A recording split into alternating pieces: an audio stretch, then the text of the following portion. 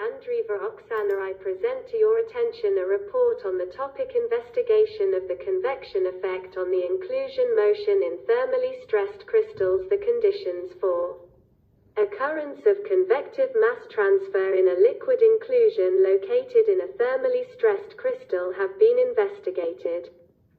It is shown that the calculated value of the Rayleigh number can exceed the critical value. For such conditions, we have obtained analytical expressions for the perturbed velocity and temperature of a cylindrical convective cell with solid boundaries that exist in the inclusion. The theoretical model of induced transitions of atoms of the crystal matrix into solution and back is proposed, taking into account convective mass transfer.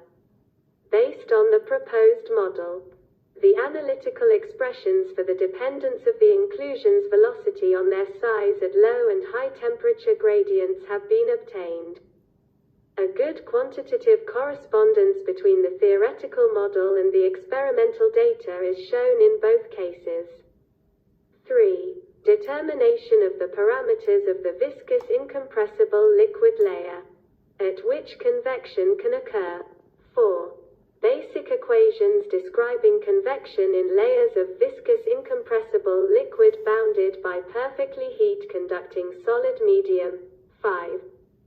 Basic equations describing convection in layers of viscous incompressible liquid bounded by perfectly heat-conducting solid medium.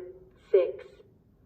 Influence of convective mass transfer on the velocity of inclusion motion.